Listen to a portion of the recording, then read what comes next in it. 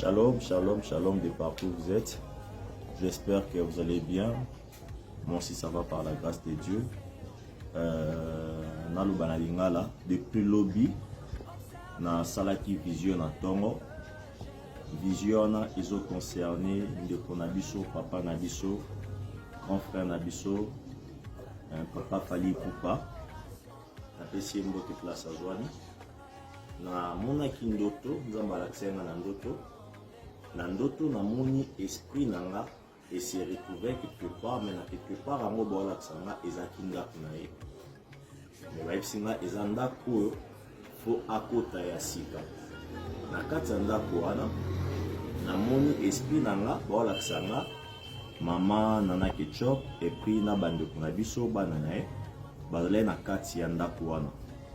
Mais pendant que nande komona vision Balaksinga na mulimo, j'ai vu l'extérieur de la maison.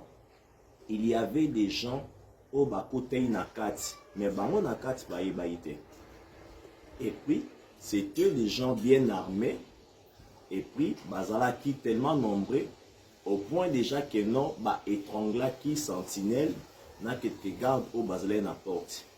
Kokota ba porte nakati wana, nde na moni l'un des criminels a sali en sorte que non akita disjoncteur na moni courant et katanaki mais ba lumière ya ba voisin nde e permetaki maman nana za na kati amona libanda comme na moni libanda a comprenait que non bazaki envahi na ba criminel mais pendant que nzamba ndeko laksanga bon na moni na vision papa Fali azale na kati te papa azale yemoro papa azale na kati te bazale na kati te mais moi si naika na bana ndimbu bazale na kati lorsque na moni bongo ye aluki maman nana asala effort pour que a tourner na ba couloir mususu aluka a sécuriser bana parce que na moni bana mikolo te mais na moni ka bana mike na moko ya mobile aza un peu déjà avancé ndi na ndeo mona na vision na moni kobima bimi na si abima na sima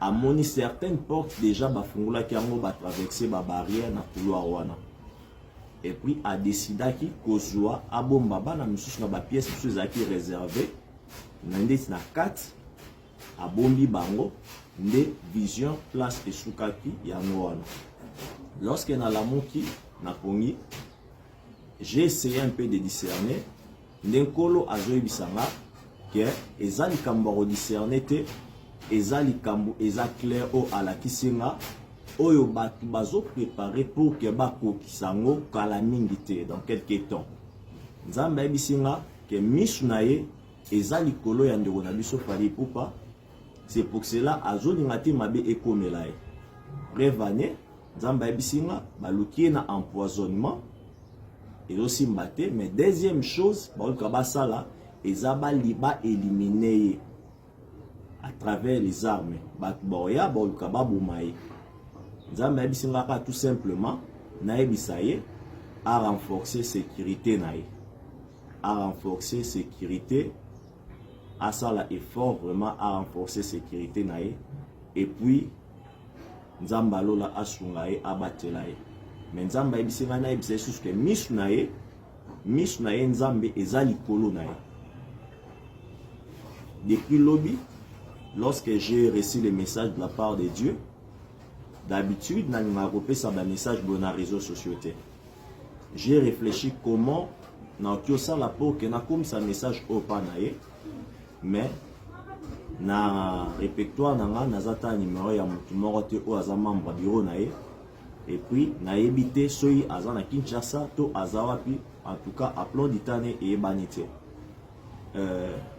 Pendant que lobby n'andait pour réfléchir, j'étais allé voir même quelque part, j'ai rencontré encore un prophète au Aebi Mate, au Aebi Kombo Nangate, au Amona Ipe Mamga na Mona Gite, place na télémaki a rendu qu'au prophète Zengai Aebi Singanzam Bazoro Bananga, et à la Kisio di Kambuana ezo concerné vie à mou. Ce que lobby a monté et que problème on est comme le Moutuana, na Mikolo ou Ezoya, nzamba lola aozala na esengwata mukete envers yo parce que timidité na ngele msusu na lukango na salango pa na avoir msusu na kindata na nzela ba bureau na mais lorsque na ki message wana na rebeke non na luka na salango ata na nzela TikTok nzamba sunga message ekomela papa na biso Fally Ipupa. En tout cas message o na saliango tout simplement pour que na se libérer nzamba lola apambola yo nzamba lola abatela yo pona nga na sambeli vraiment nzambe alola a sala en sorte que non eloko wana ekomate parce que oza mutu o bato ebele balandaka bato ebele balingaka et puis tu es une personnalité publique disparition na yo to souhaitango pete to lingango pete. Donc c'est un peu ça le message. Que Dieu vous bénisse abondamment. Bonne compréhension à vous tous. Merci beaucoup.